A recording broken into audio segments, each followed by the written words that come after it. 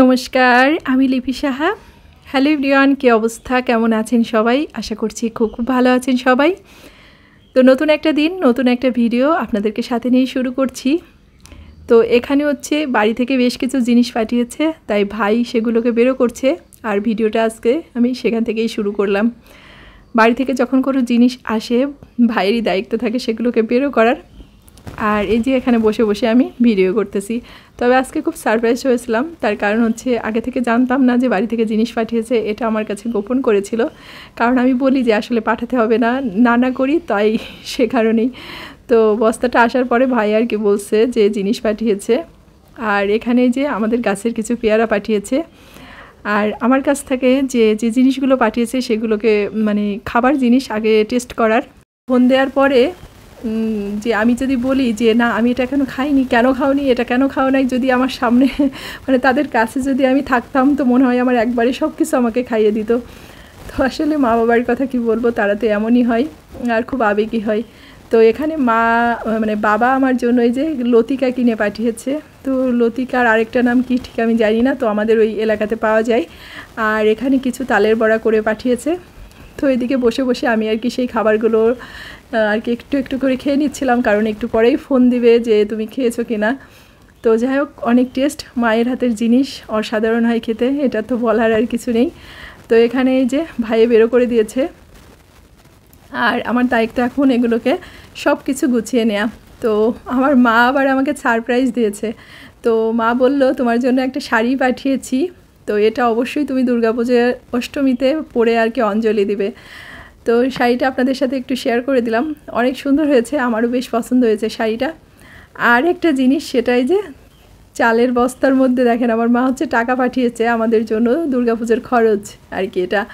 তো এগুলো কিন্তু আমাদেরকে বলে নাই যে সেই জিনিসগুলো পাঠিয়েছে, আমরা এক একটা করে খুলতেছি আর এক একটা করে আর কি জিনিস পাচ্ছি। তো ভাই এই যে বেরো করে দিয়েছে। আর এদিকে 2 রকমের মাছ পাঠিয়েছিল, এই যে দেশি পুঁটি মাছ আর হচ্ছে মলা মাছ। তো মলা মাছটাকে ফ্রিজে রেখে দিয়েছি, আর পুঁটি মাছটাকে রান্না করব। বিশেষ করে হচ্ছে আমার মার জামাই, সে হচ্ছে মূলা দিয়ে এই দেশি পুঁটি মাছ খেতে ভীষণ পছন্দ করে। তো আমি আর কি মূলা দিয়ে তাই পুঁটি মাছটা রান্না করব। তো পুঁটি মাছটাকে ভালো করে ধুয়ে যে লবণ হলুদ মেখে রেখেছিলাম, আর এটাকে এখন একটু ভেজে নিচ্ছি। তো এই রান্নাটা হচ্ছে আমাদের এলাকার কিছু আর আমার শ্বশুরবাড়ির এলাকার কিছু, মানে সব কিছু মিলে আর কি এই রান্নাটা।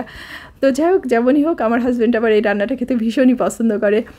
তো সে বেশ কিছুদিন ধরে বলছিল যে পুঁটি মাছ দিয়ে মূলা দিয়ে রান্না করার কথা, কিন্তু আসলে আমি এই পুঁটি মাছগুলো কিনতে না করি, কারণ যখনই এই দেশি পুঁটি মাছগুলো আমি কাটি, বেশিরভাগ সময় হচ্ছে তিতে লাগে খেতে, মানে আমি ভালো করে কাটতে পারি না পুঁটি মাছটাকে।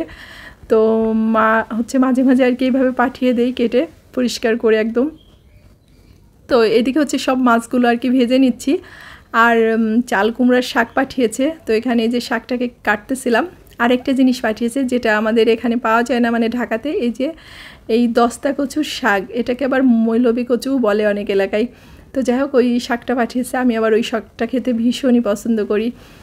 তো মা বাবা হচ্ছে আসলে সবসময় চেষ্টা করে যে নিজের সন্তানের আসলে পছন্দ মতো জিনিসগুলো দেওয়া বা খাওয়ানোর, এটা আসলে বলবো কি, সবাই জানেন। তো যাই হোক, এদিকে রান্নাটা তো করতেছি। তো মূলাটাকে কিন্তু আমি একটু ভাপ দিয়ে নিয়েছিলাম, মানে মূলার কিন্তু এক্সট্রা গন্ধটা অনেক কমে যায় ভাপ নেওয়ার পরে। তো এখানে কালি জিরা দিয়ে মূলাটাকে হালকা একটু তেলের উপরে নাড়াচাড়া করে একটু মরিচের গুঁড়া আর একটু হলুদ দিয়ে দিয়েছি। তো এটাকে একটু কষিয়ে নিয়ে এই যে এখন ঝোল দিয়ে দিচ্ছি। তো এই রান্নাটা ভীষণ ভালো লাগে কিন্তু খেতে।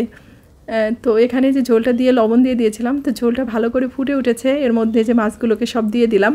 তো এই রান্নাটার একটু বিশেষত্ব হচ্ছে সেটা এই যে ঝোলটা ফুটে উঠলে এই যে এ পর্যায়ে কি মানে একটু সর্ষে আর একটু জিরে বেটে রেখেছিলাম, তার সাথে কিছু কাঁচামরিচ। তো এখন সেটা আর কি দিয়ে দিব, কারণ ঝোলটা বেশ ভালো করে ফুটে গেছে। তো এই সর্ষেটা দেওয়ার পর এখানে সর্ষে, জিরা আর কাঁচামরিচ, তো এই 3টা জিনিস একসাথে বাটা। তো এটাকে মানে বেশিক্ষণ জাল দিব না, কারণ সর্ষেটা তিতে হয়ে যায়। তো অল্প একটু সময় জাল দিয়ে এটাকে নামিয়ে নেব। এই রান্নাটা খেতে ভীষণই ভালো লাগে।